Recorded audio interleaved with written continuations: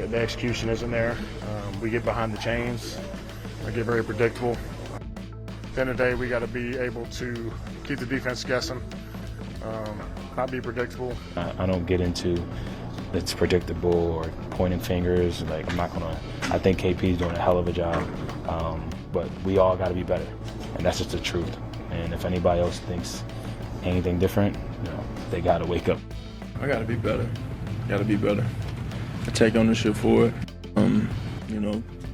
A lot of autonomy, a lot of opportunity there with the ball in my hands, and given those situations, I have to be wiser and more detailed with it. You had this meeting this past week with Saquon and Jalen.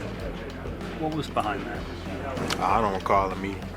Oh, okay. The meeting that we're at. I don't know what you're talking about. Those guys said it did happen. Oh, we didn't talk to them. You weren't in the meeting? I don't recall. Or you don't want to? I don't recall. Eagles have a lot to figure out. They can't even confirm that they're having conversations. They now have a little mini bye, then they'll play Minnesota a week from Sunday to get it figured out. Dan Orlovsky, good enough to just get up with us early this morning and share some thoughts, which we appreciate so much. So, Danny, we talked a lot about this game yesterday. As you watched it play out, what was your single biggest takeaway from what happened to the Eagles last night? Yeah, the Eagles got to make a change on offense. We're a third through the season. This offense stinks right now. This offense doesn't do anything well. They don't do things on offense. Early downs good. They're in the shotgun way too much. Philadelphia, you better get out of the shotgun as much as you are because it's killing your offense. And they're bad on third down. I'll go to the pick six, Greeny. They ran that same concept 4 times, the same way, essentially out of the same alignment. Defenses know what's going on. When you are constantly running this, and I know Harry talked about this, AJ being open, and I agree with that, but Jalen threw that same concept 4 times in the game. And so we could sit here and point fingers at the players and whatnot, and there's a reality. Here's the stretch. This is it, guys. I mean, there's that little stick route on the inside and flat route. That's early in the first quarter. You go a little bit later. There's that little stick route and flat route. Into the same side. Flott is sitting there watching it. Here comes a little motion. There's going to be that little stick route and flat route. I mean, they're running the same plays out of the same concepts, out of the same formations, and then this is the pick six. And so when you, as J-Mac knows this, you show these defenders the same thing all the time. Eventually, defenders know what's coming. Lane Johnson just said, we're not doing anything to make the defense guess. They're in the shotgun all the time. When you look at Saquon's alignment, it's going to tell you more often than not what the play is. They're running the same plays. The defense does not have a big plethora of plays to guess what they're running. They got to make a change because right now this offense is bad. I want to put the numbers up again for the new audience joining us here in our second hour of the show. Cindy, if we can, the numbers on the snaps from under center that we showed earlier, because, Dan, you talked about that yesterday. You talked about it again here. The official number was going to say they ran 6 snaps from under center, but we don't count 4 of them because they were the tush push. So in conventional offense, they ran 46 snaps out of the gun, only 2 from under center. So, Dan, explain from a quarterback's perspective, from an offense's perspective, what the explanation for that is and why it is hurting their offense. Yeah, I don't know the explanation of why they're doing it. These coaches are smart, so they understand that it's a necessity to go under the center a little bit. So I don't know from the coaching perspective why they're not doing it. Jalen Hurts has had a lot of success in a lot of different offenses. So there might be a reality where he's more comfortable in the gun, but it's not like he's incapable of going under center. And so I don't know why this year there's such a skew of it. And even the 2 times they were under center last night, Greeny, one of them was the push deviation where they just flipped it down Goddard. So it's really just one. This is how it's hurting their offense, okay?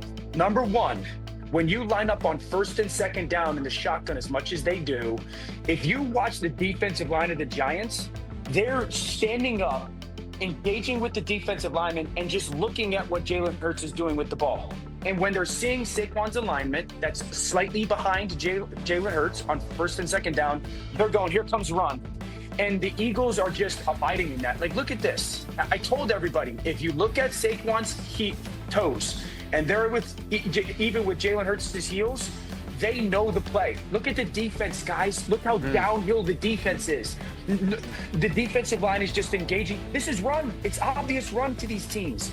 And so everybody on the defense, they're not guessing. They're anticipating. If you look at the linebacker flow, there's no bootleg off of that. There's no keeper off of that. So that's the starting point, is the defense is anticipating what you're doing rather than guessing at what you're doing. The second thing is there's no play action element to this offense. There's no play action. There's no change of the defense. There's no change of the launch point. There's no stretch of it vertically and horizontally.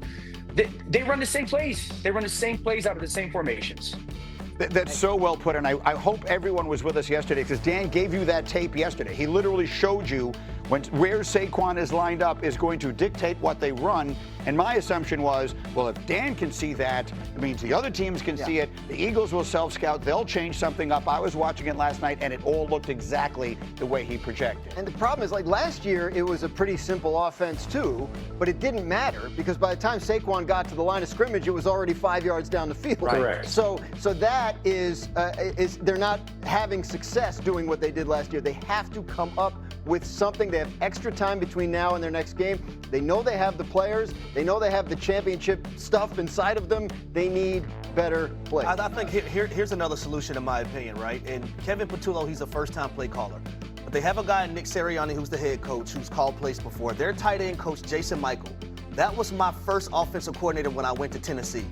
You might have to make that change because your job at that position, you see it from Kevin O'Connell, you see it from Sean McVay, even though they have elite players, they make the game easier for their elite players. That's not what Kevin Patullo is doing right now. I think he's all over the place as a play caller, and it's really affecting this football team and their production. I'll say this. I think we're all saying the same thing to a certain extent. They were in the gun a ton last year. And to Graz's point, the difference was last year, they were just better than you. Their offensive line was better than your defensive line, so we can do those things. The percentages are very similar. When you're trying to be as elite as the Philadelphia Eagles are, and you're trying to go to back-to-back Super Bowls, part of it is recreating yourself every single year, whether you have success or you don't. What worked last year doesn't mean it's going to work this year. So now when players leave because you're winning a Super Bowl, when you don't have the same exact roster, what is the strength of this team and how do we get the most out of it? So to what Dan's saying, last year we didn't have to go under center. This year we may have to find some things differently to do as an offense because, hey, all offseason, teams have been studying everything you've done. You have to recreate yourself. So Dan, I'll give it to you on this thought. And when they said, we're not the defending champs, we're not defending anything, we're putting last year behind, I didn't think that they meant it this literally, but they seem to have. So if you were there, and I was actually quite, put off is the wrong word, concerned with A.J. Brown saying, oh, I don't know in the meeting, that makes you feel a little more, that last part of that soundbite you heard, makes you worry a little bit about the